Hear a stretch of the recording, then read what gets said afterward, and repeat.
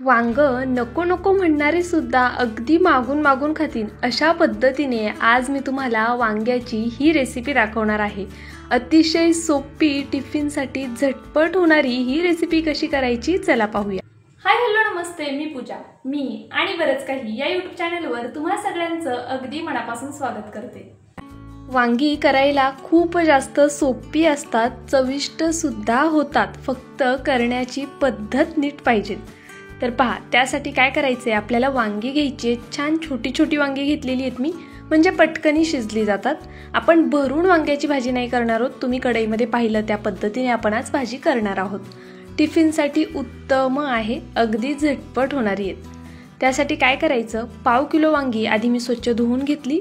त्यानंतरनं एका भांड्यामध्ये थोडं मीठ घालून पाणी घातलं आणि ते भांडं तसं साईडला ठेवून दिलं। आपल्याला कट केलेली वांगी लगेचच या मिठाच्या पाण्यात घालायची आहेत। तुम्ही अशी मिठाच्या पाण्यात वांगी कितीही वेळ ठेवलीत ना तरी ती अजिबात काळी पडत नाहीत, त्यामुळे पाण्यामध्ये वांग ठेवताना त्यामध्ये मीठ घालायला विसरू नका। अशा पद्धतीने ही वांगी मी कट करून घेणार आहे। पहा, वांग्याला आधी मधनं कट दिलेला आहे, त्याचं देठ जे आहे ते काढून टाकायचे अशा पद्धतीने आणि मध्यभागी असा कट द्यायचा, म्हणजे वांग्याचे दोन भाग होतील।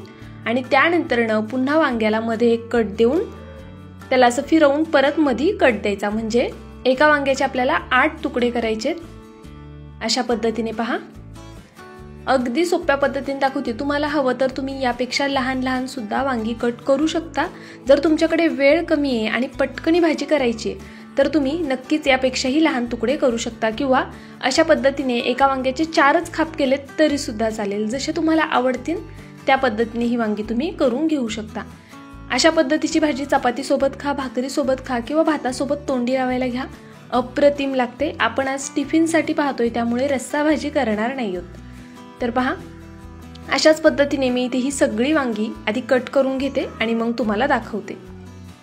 इथे आपली सगळी वांगी कट करून झालेली आहेत। आता ही वांगी जरा वेळ साईडला ठेवूया आणि छान असं वाटण तयार करून घेऊया।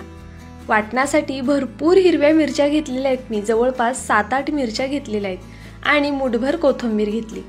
त्याचबरोबर भरपूर असा लसूण घ्यायचा, जवळपास 1.5 गड्डी एवढा मी लसूण इथे घेतलेला आहे। आणि पहा, आल्याचा एक छोटा तुकडा सुद्धा घेतलेला आहे। अद्रक लसूण आवर्जून घाला, त्यामुळे आपली ही भाजी खूप जास्त चविष्ट होते। आणि मिरच्यांचं म्हणाल तर त्याचं प्रमाण तुम्ही कमी जास्त करू शकता। वांग्याला स्वतःची अशी चव नसते, त्यामुळे त्यामध्ये अद्रक लसूण आणि मिरचीचा जो सुगंध येतो ना, जी टेस्ट येते ना, ती खरंच कमाल असते। त्यामुळे थोडं जास्त प्रमाणामध्ये आपल्याला मिरची लसूण अद्रक घालायचे। इथे 1 चमचा जिरं घातलं आणि हे काळे तीळ जे गावाकडे मिळतात, जवस सुद्धा याला म्हणतात, तर हे घातलेले आहेत मी यामध्ये। पहा, अशा पद्धतीने आपल्याला आता ह्याचं वाटण तयार करून घ्यायचे। यामध्ये पाणी घालायचं नाहीये, पाणी न घालता हे वाटण आपण तयार करून घेतलेले। दरदरीत अशा पद्धतीने हे वाटण मी तयार करून घेतलेले। चला लगेचच आता फोडणी तयार करूया। तर पहा, फोडणीसाठी इथे मी कढई गरम करण्यासाठी ठेवलेली, यामध्ये आपण तेल घालून घेऊया। आता या भाजीसाठी तुम्हाला तेल सुद्धा तुमच्या आवडीनुसार घालू शकता। जर खूप अशी चमचमीत करायची आहे तर तेल जास्त घाला, मीडियम आपली करायची आहे तर तेल थोडं कमी घाला।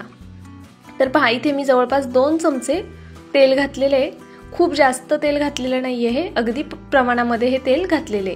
त्यामध्ये मोहरी घालायची, मोहरी तडतडली की पांढरे तीळ घालायचे। जिरा आपण सुरुवातीला वाटताना घातलेलं आहे, त्यामुळे इथे मी जिऱ्याचा वापर केला नाहीये। पहा, भरपूर अशी कढीपत्त्याची पानं घातली आणि थोडं हिंग घातलं। तेलामध्येच हिंग घातलं की मग हिंगाचा सुगंध सुद्धा या वांग्याच्या भाजीमध्ये छान येतो। वांग पचायला थोडं जड असतं, त्यामुळे हिंगाचा वापर आवर्जून करा। आता हिंग घालून झालं की लगेचच आपण यामध्ये हे वाटण घालून घेऊया आणि हे संपूर्ण वाटण तेलावरती छान असं परतून देऊया। तुम्हाला हवं असल्यास तुम्ही हे वाटण करत असताना यामध्ये थोडासा खोबऱ्याचा तुकडा सुद्धा घालू शकता, अगदी ऑप्शनल आहे। तुम्हाला जर हवं असेल तर नक्कीच तुम्ही खोबऱ्याचा वापर करू शकता। तुम्हाला माझा व्हिडिओ थोडा जरी आवडला असेल तर प्लीज व्हिडिओला एक लाईक करा, चॅनलला सबस्क्राईब करा। सबस्क्राईब केल्यानंतर बेल आयकन प्रेस करायला विसरू नका। ऑलवर क्लिक करा, म्हणजे माझ्या प्रत्येक व्हिडिओचं नोटिफिकेशन सगळ्यात आधी तुम्हाला येईल। हाईप या ऑप्शनवरती क्लिक करून जे काही पॉइंट्स असतील ते द्यायला मात्र विसरू नका।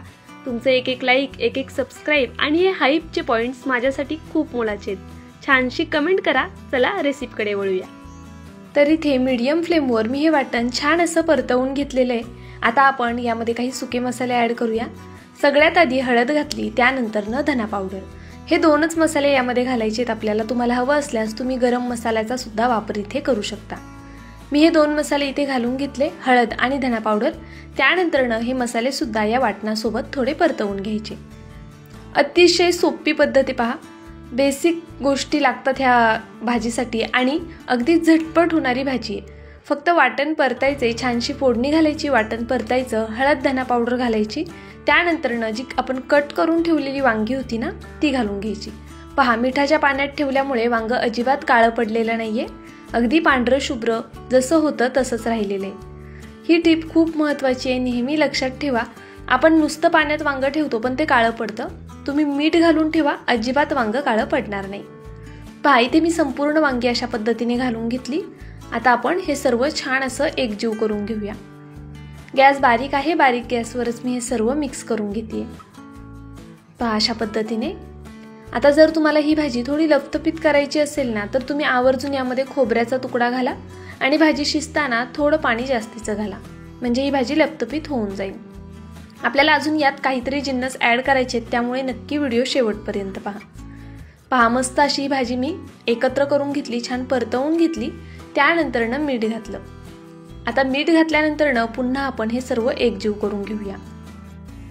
तर इथे मी संपूर्ण अशा पद्धतीने ही भाजी छान हलवून घेतली आहे। गॅस आता सुद्धा बारीकच आहे, इथून पुढची सर्व प्रोसेस आपल्याला बारीक गॅसवरच करायची आहे। तर पहा, इथे छान हे मिक्स करून झालेले आहे। आता मी यावरती थोडंसं पाणी घालते। मी वाटी यासाठी घेतली आहे म्हणजे तुमच्या लक्षात येईल मी किती प्रमाणात पाणी घातले। छोटी वाटी आहे, जवळपास 3-1 चमचे पोहे खायचे जे आपले चमचे असतात ना, त्या चमच्याने मोजलं तर 3 चमचे पाणी भरेल इतपत पाणी मी यामध्ये घातलेले, म्हणजे भाजी तळायला लागणार नाही। आता झाकण ठेवूया आणि 1-2 मिनिटं छान अशी भाजी होऊन देऊया। 2 मिनिटं यासाठी म्हटलं कारण आपल्याला 2 मिनिटांनी पुढची एक कृती करायची आहे। तर पहा, इथे 2 मिनिटं झालेली आहेत। भाजीला छान असं खालून पाणी सुद्धा सुटलेलं आहे, छान तेल सुद्धा चमचमीत दिसते, पाहू शकता। अशा पद्धतीने आता हे छान मी मिक्स करून घेते। खाली तळायला भाजी लागू नये म्हणून असं व्यवस्थित मिक्स करून घ्यायचं। मध्ये मध्ये झाकण काढून हलवत राहायचं। 1 ते 2 मिनिटाच्या वर झाकण ठेवायचं नाही, मध्ये मध्ये झाकण काढून एकदा भाजी हलवून घ्यायची आणि मग पुन्हा झाकण ठेवायचं। वांगी आपण लहान लहान कट केलेली आहेत, शिजायला फारसा वेळ लागत नाही।